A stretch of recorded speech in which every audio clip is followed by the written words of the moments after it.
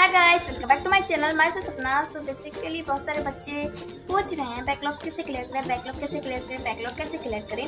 तो मैंने सोचा ये स्पेसिफिक वीडियो बना दी बैकलॉग पे, क्योंकि बहुत सारे बच्चों का है, किसी का 30%, किसी का 20%, किसी का 40%, मतलब बहुत सारे बच्चे हैं जिनका इतना बैकलॉग है। बहुत सारे बच्चों ने अपना सिलेबस आधा कर लिया है, बहुत सारे बच्चों ने 20% किया है। तो आज मैं इस वीडियो बनी हूँ कि बैकलॉग कैसे क्लियर कर सकते हैं आप लोग, ताकि आप अपना जो 3-4 महीने में अपना पूरा सिलेबस जो इतना सारा 11th-12th का सारा कंप्लीट कर सके।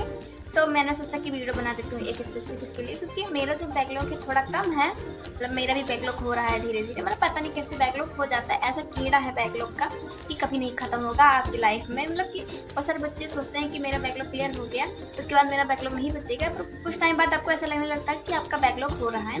मेरा भी बीच में कम हो गया था बैकलॉग, मेरा पूरा खत्म नहीं होने वाला था मोस्टली, लेकिन फिर बीच में ऐसा हुआ कि मेरा बैकलॉग फिर आ गया। तो अब मैं धीरे धीरे उसको भी सॉल्व कर रही हूँ करने को। मैंने सोचा कि मैं इस पर अच्छे से बता सकती हूँ आपको कि कैसे बैकलॉग क्लियर कर सकते हैं, ताकि आपका बैकलॉग बाद में ना आए।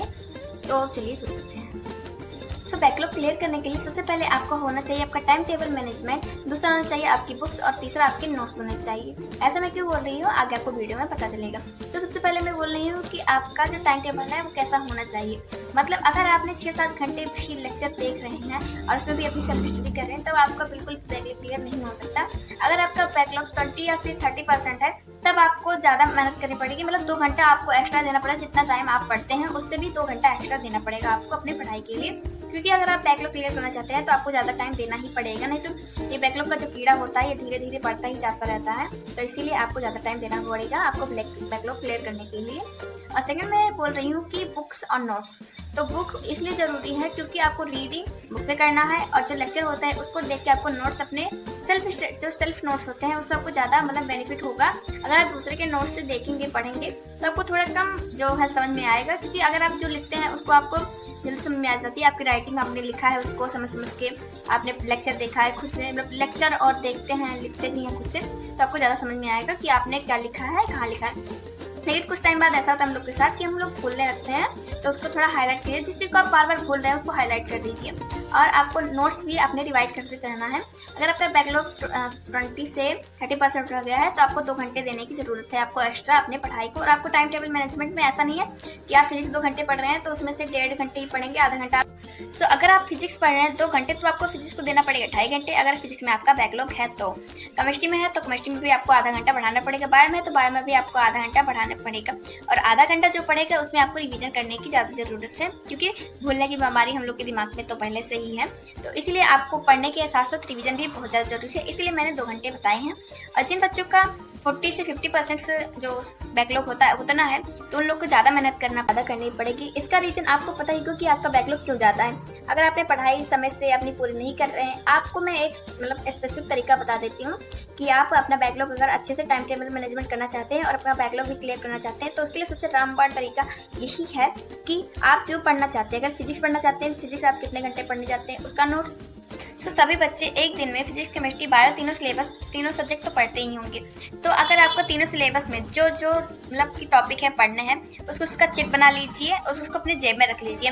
अगर आपका एक जो टॉपिक है वो कंप्लीट हो गया, उस चीट को फाड़ के फेंक दीजिए। दूसरा कंप्लीट हो गया तो दूसरा फाड़ के फेंक दीजिए। अगर आपका सारा कंप्लीट हो जाए तो इसका मतलब आप बहुत ही अच्छा है, आपका टाइम टेबल मैनेजमेंट बहुत ही अच्छा है। लेकिन अगर आपका एक भी छूट रहा है तो मतलब आपको ज़्यादा मेहनत करने की ज़रूरत है। इससे आपको फायदा होगा ज़्यादा। आप लोग एक बार करके देखेंगे तो आपको पता चलेगा कि ये बहुत ही अच्छी चीज़ होती है करने से। और आप टाइम टेबल भी बना सकते हैं, लेकिन टाइम टेबल बाद में हम भूल जाते हैं। अगर हमारे जेब में रहेगा तो हमको हमेशा याद रहेगा कि हमारे जेब में कुछ ना कुछ तो है जो हम मिस्टेक कर रहे हैं, तो इसलिए आपको याद रहेगा। और मैं यही बता रही थी कि आपको अगर टाइम टेबल मैनेजमेंट करना है अच्छे से तो आपको ये फॉलो करना पड़ेगा। सबसे पहला और आखिरी तरीका मेरा यही है कि आप चिट बना लीजिए, अपने जेब में रख लीजिए, और आप जो टॉपिक कंप्लीट कर रहे हैं उसको चिट निकालिए, फाड़ के फेंक दीजिए। तब आप देखेंगे कि आपका टाइम टेबल मैनेजमेंट कैसे होता है। आपका टाइम भी बचेगा, आपका कंप्लीट हो जाएगा, बैकलॉग भी बिल्कुल नहीं बचेगा। और जिसका 40 से 50% बैकलॉग है उन लोग को भी ऐसा ही करना है। उन लोग को भी ज़्यादा से ज़्यादा अपने टाइम टेबल को मैनेजमेंट करना सीखना ही पड़ेगा। अगर आप टाइम टेबल नहीं कर पाएंगे तो आपको नीट का पेपर हो या फिर एम्स का हो या फिर बीएससी नर्सिंग का, किसी का भी पेपर हो 3 घंटे का होता है। लेकिन मतलब नीट का जो पेपर 3 घंटे का होता है और बीएससी नर्सिंग का जो होता है तो 1 ही घंटे का, 1 घंटा 20 मिनट का ही होता है। 120 मिनट का ही होता है। भूल गई थी मैं।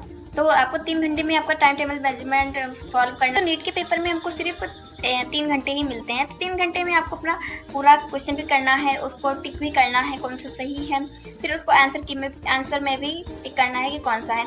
तो आपका टाइम टेबल मैनेजमेंट आपको नहीं आता तो आपको सीखना पड़ेगा, क्योंकि बहुत ज़रूरी है। और मैं धीरे धीरे बता दूँगी टाइम टेबल मैनेजमेंट कैसे करना है। पहला तरीका यही कि आपको चीट बना लेना है, अपनी जेब में रख लेना है और आपको वो जो मैंने कहा उसको फॉलो करना है। इसको करेंगे तो आपका जो बैकलॉग होगा वो जल्दी से जल्दी क्लियर होगा। आप लोग ट्राई करिएगा और मुझको बताइएगा कि कैसा लगा। मैं भी ऐसे करती हूँ, जब मेरा बैकलॉग होता है तो मैं भी ऐसे ही करती हूँ। और अभी मैं पढ़ने जा रही थी, मतलब अपना स्टडी करने जा रही थी, तो मैंने सोचा कि पहले मैं बता देती हूँ कि आपको बैकलॉग कैसे मिला। मतलब जब मेरे पास कमेंट आता है तो मैं सोचती हूँ उसका रिप्लाई कर देती हूँ पहले, तो इसलिए मैंने रिप्लाई कर दिया है। और आपको की और भी डाउट है तो आप मुझसे कमेंट करके पूछ लेगा, क्योंकि ज़्यादा वीडियो लंबी नहीं करना चाहती, क्योंकि मुझे भी पढ़ाई करना रहता है, सब कुछ मैनेज करना रहता है, तो इसलिए ज़्यादा टाइम नहीं मिलता है। तो इसलिए वीडियो जो है लेट में आती है। तो आप लोग सपोर्ट कीजिएगा और कमेंट कीजिएगा, लाइक कीजिए। मिलते हैं नेक्स्ट वीडियो, तक के लिए बाय बाय।